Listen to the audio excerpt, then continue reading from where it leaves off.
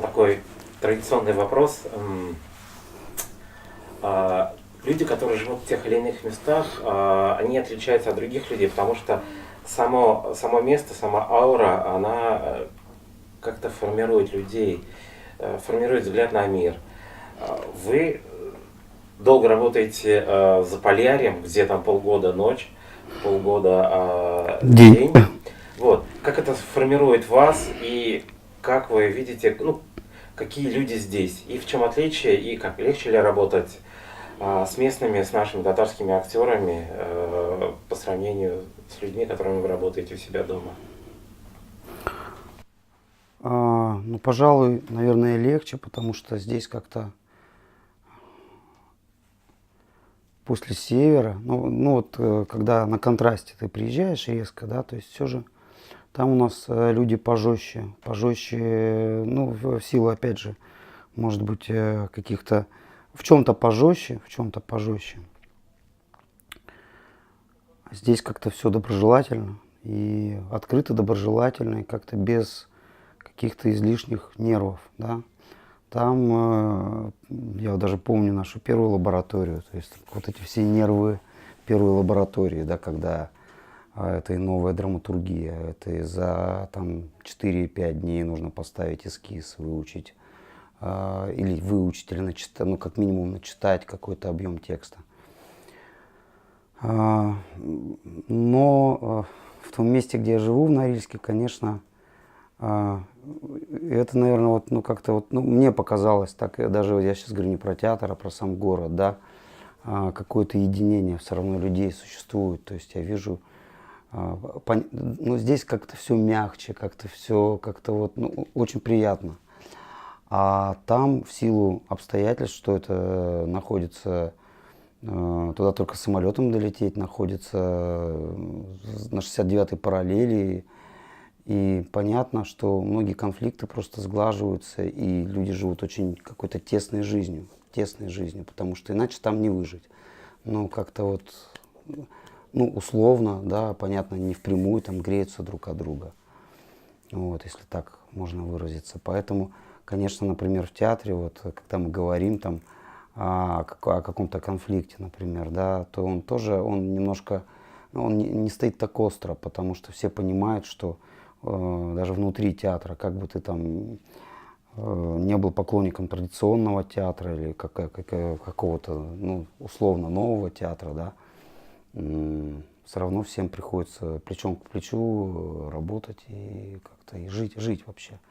Жить и выживать, потому что, как вы сказали, там полярный день, полярная ночь. А что еще делать в полярную ночь, собственно говоря?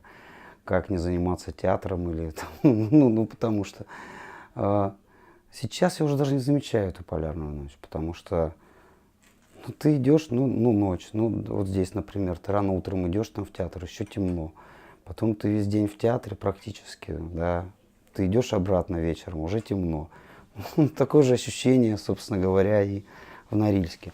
Нет, конечно, есть свои сложности, особенно когда идет выход из полярки, потому что очень тяжело преодолевать эту усталость организма. Действительно, это и артистам, всем людям, да, то есть приходится бороться с самим собой, потому что там есть период, когда хочется спать, действительно, ты ничего ты не можешь с собой поделать, это на каком-то физиологическом уровне.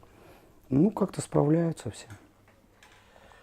Накладывает ли это на выбор репертуара, на выбор пьес, которые ставятся там? На самом деле, с одной стороны, был период, когда действительно, например, был у нас такой режиссер Александр Маркович Зыков, да, главный режиссер, и он ставил в основном трагикомедии, он там всего Горина переставил, и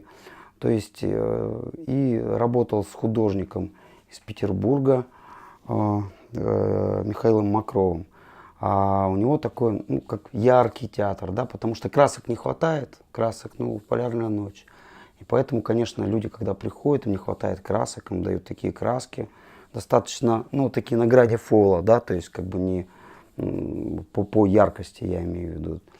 И иногда даже я знаю, что там критики приезжали, их раздражала эта яркость.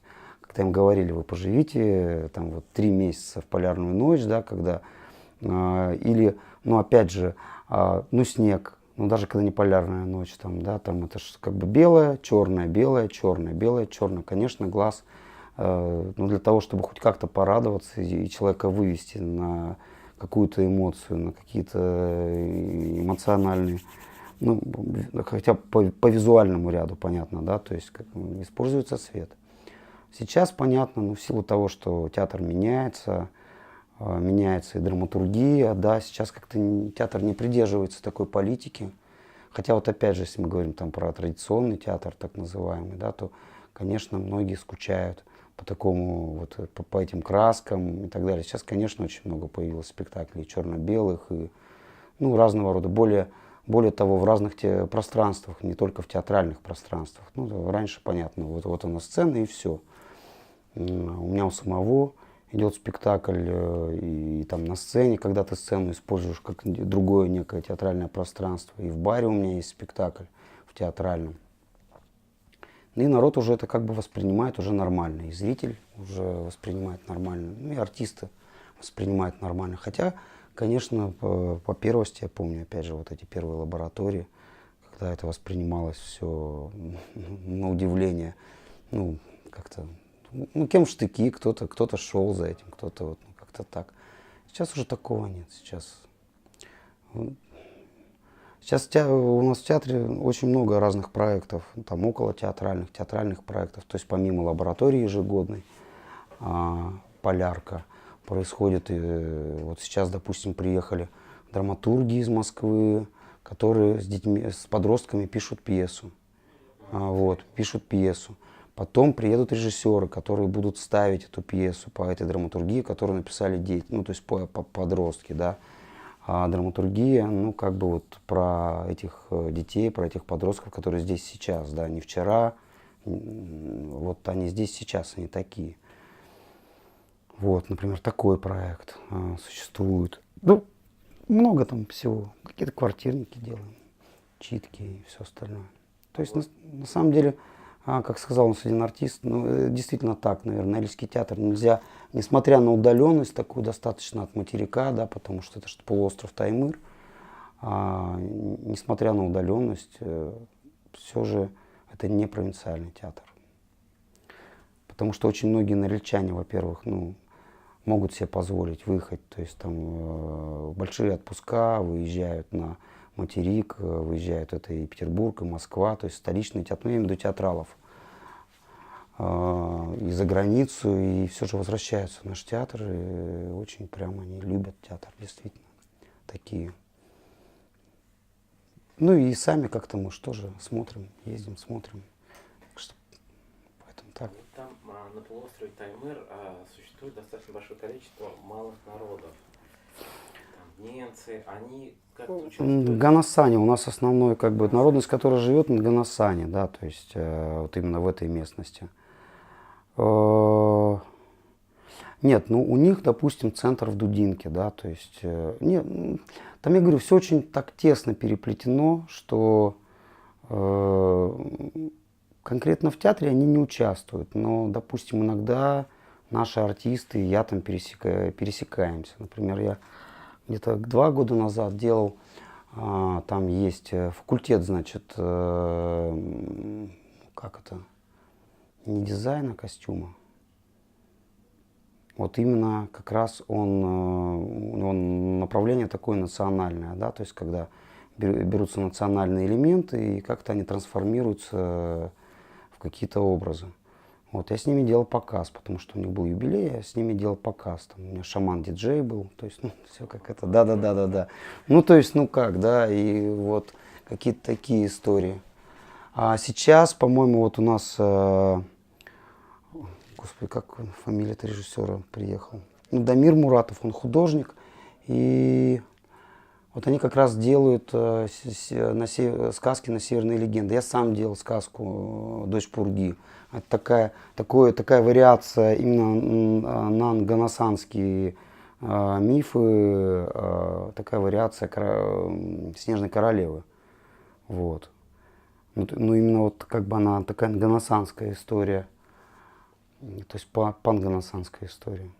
А хореограф у меня был Он выходец из Чукотки, то есть он учил именно вот, ну, как бы вот именно пластики, хореографии. То есть такое погружение было через пластику, ну, объяснял какие-то традиции, потому что традиции, ну, они разнятся, но они примерно похожи, потому что, ну, в силу вот этих климатических условий, то есть. Классно. А вот учитывая вот тот опыт, который был у вас в работе с Ганасанами, как он соотносится с вашим нынешним опытом работы в Национальном татарском театре? Есть какие-то особенности, есть какие-то различия, есть что-то интересное? Ну, понятно, что, вот как ни странно, да, понятно, что вот здесь, например, такой он эпичный такой театр, да, то есть эпос. Там тоже, понятно, такое как бы мышление такое эпическое у Ганасан, и у них, понятно, все сказки, все, они такие, ну, это как бы вот действительно эпос. Ну, я хочу сказать, что ну, здесь-то как-то мне все же ближе, потому что, наверное, в силу того, что вот все равно какая-то просыпается родовая память. И это действительно так. Вот, ну, правда. Как-то я не чувствую дискомфорта в работе, там, допустим, как бы с артистами, которые говорят на татарском. Я не испытываю дискомфорта от татарского языка, потому что, ну, во-первых, в любом случае театральный язык, он универсальный. Понятно, что здесь уже драматургическая основа, да, тут есть какие-то ну, как бы сложности, но мне кажется, они связаны не с артистами, они связаны с очень красивым литературным переводом. Вот, потому что все же пьеса написана на русском, и пьеса современная. Это такой рваный слог, это такой рваный ритм, да, это где-то неправильная даже, ну, скажем так, расставленные слова, да, то есть какие-то паузы, какие-то там обрывы, да, на репликах. А здесь как-то, я так понимаю, что очень красиво, очень все. Потому что ну, я понимаю, что это красиво звучит. Вот. Ну, я думаю, что в любом случае это хороший опыт. В любом случае. Это как бы, это очень полезно. Мне кажется, как раз и для языка, и для театра. Потому что если постоянно, ну, то есть, допустим, заниматься, ну, скажем так, если как бы постоянно вы занимаетесь, ну, как театр живет, ну, в какой-то традиционной, он костенеет, он в какой-то традиции, он костенеет, он не развивается. А театр все же это такой вид творчества, вид искусства, да, который должен постоянно быть на острие, да, то есть, ну, как бы идти в авангарде. Ну, по крайней мере, хотя бы пытаться идти в авангарде, да, или там, пускай даже догонять авангард. Ну, как бы вот должно быть какое-то движение. То есть это развитие языка. А языку это тоже полезно, потому что любое развитие цивилизации связано с развитием языка. Как вербального, так и невербального, да, то есть, ну, как я имею в виду. Поэтому мне тут кажется, это очень полезно, очень хорошо.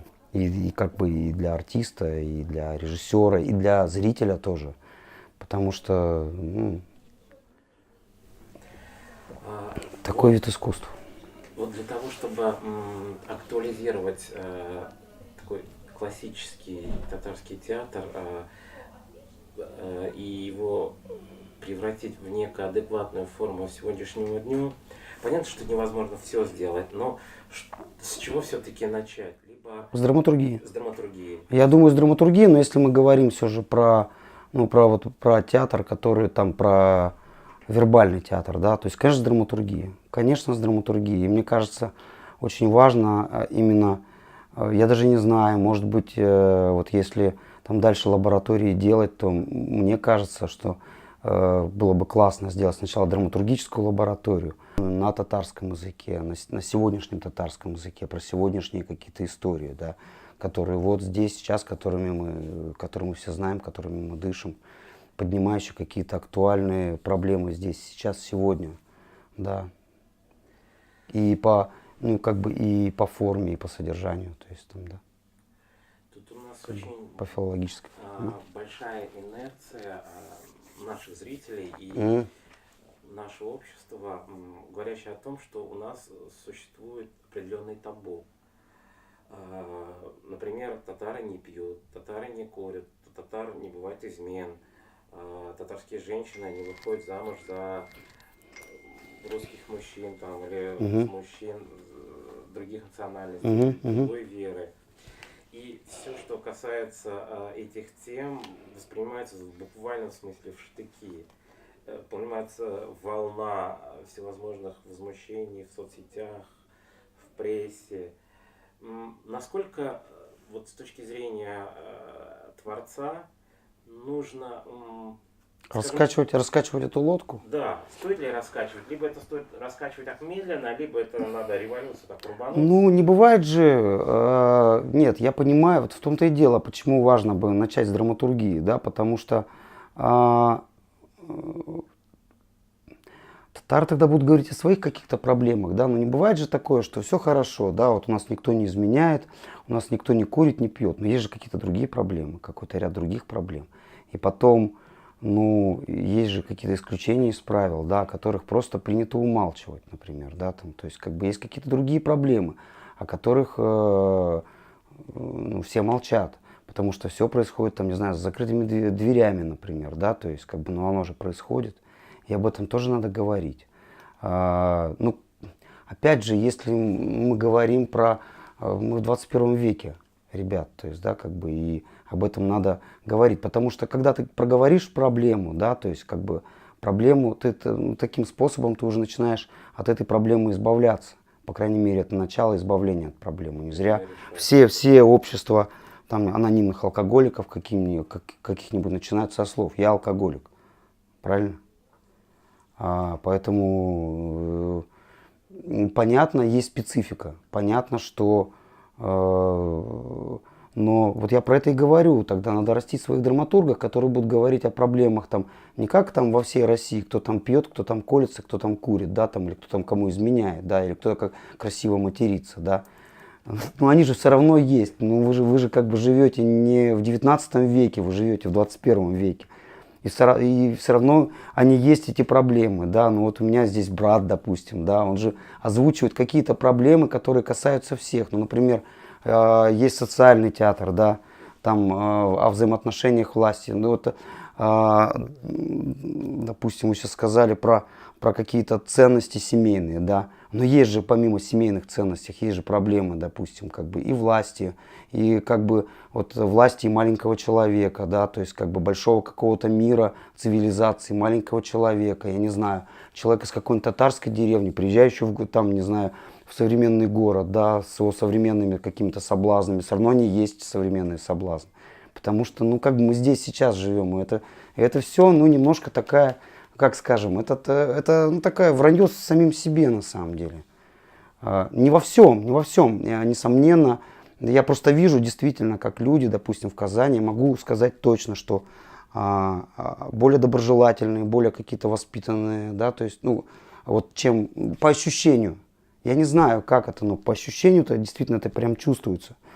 И очень, очень приятные люди, очень много приятных людей, по-настоящему приятных, да, которые просто хорошо воспитаны. И да, отличаются этим, допустим, Казань. Но все равно это же не исключает того, что нет проблем. Но нет проблем только, наверное, где-то там, в других сферах, то есть, да, в иных там. В раю где-то нет проблем. И то, наверное, там проблемы есть, потому что, наверное, скучно, я не знаю, там, или наоборот. Ну как, то есть, да. Вот если заглянуть буквально там лет на 5 или на 10 вперед, как вы видите современный татарский театр? Ну, просто хотя бы если пофантазировать. Да я думаю, что все будет, все придет. То есть, ну, очень тяжело. Ну, то есть, понятно, что вот это сопротивление, да, традиционного театра. Опять же, никто ж не говорит, что не нужен традиционный театр. Тем более, когда есть сильная традиция. Зачем? Ну, почему-то, допустим, в Японии есть там, ну, какой-то там современный театр и традиционный театр, или там где-то в Китае, да, то есть, как бы.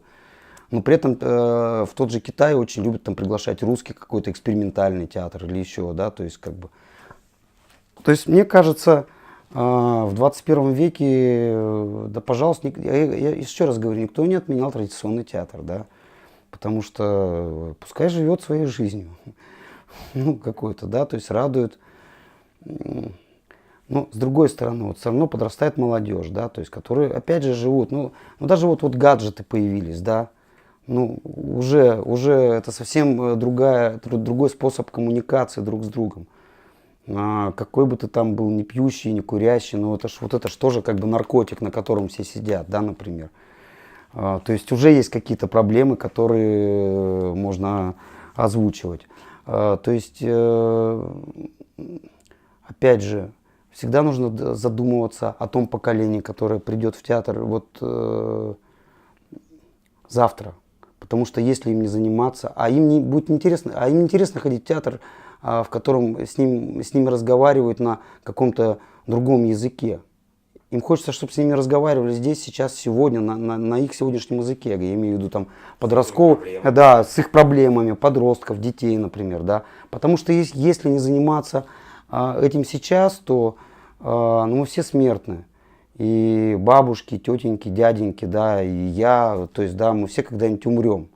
Поэтому, конечно, надо заниматься современным театром, конечно, надо искать, как бы пускай театр там татарский найдет какие-то свои формы. Понятно, надо искать свой путь.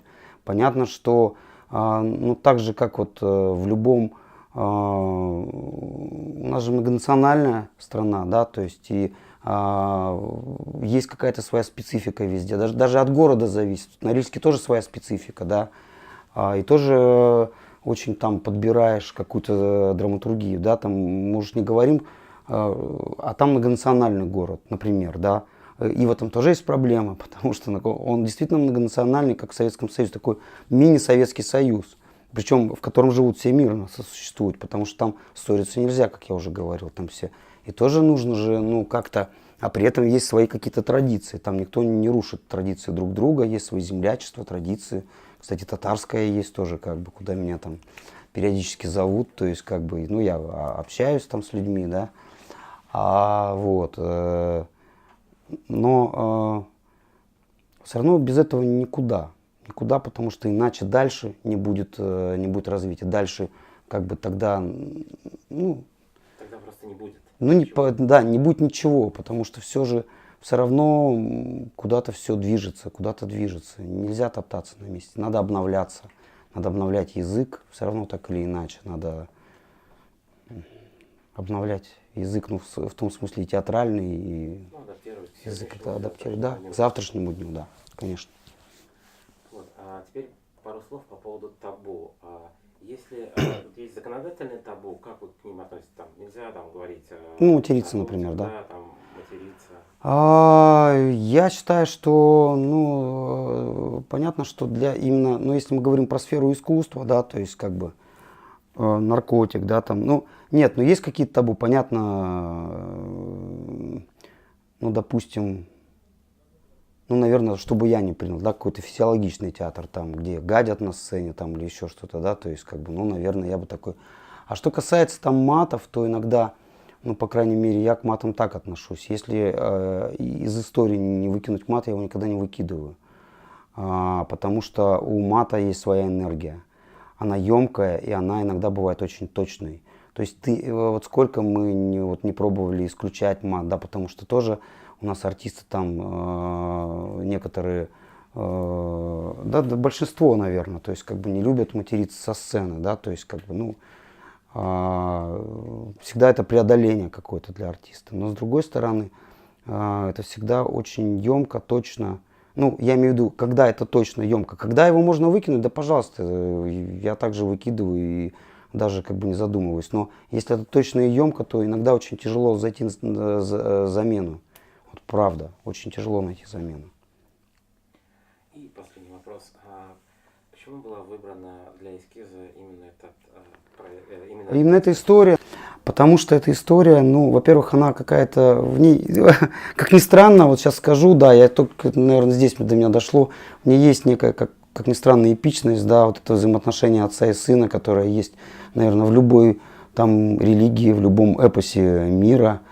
А так как для меня это тоже в каком-то смысле больная тема, потому что у меня отец умер, и диалог продолжается, и, наверное, он чем-то похож на отца, который в нашей истории, то есть, чем-то, понятно, не всем, но какими-то проявлениями, по крайней мере, чувством юмора и способом какого-то взаимоотношений с сыном, то есть со мной, потому что он сделал очень много, то есть он заставил меня верить в чудеса, это точно я могу сказать.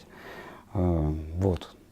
А это самое главное, наверное, в жизни верить в какие-то, ну вот, все равно какая-то подсознательная вера в чудо. Тогда это такая мера совести, наверное, то есть мерка, которая тебе дает жить по совести, да, то есть что ты не перейдешь какую-то грань.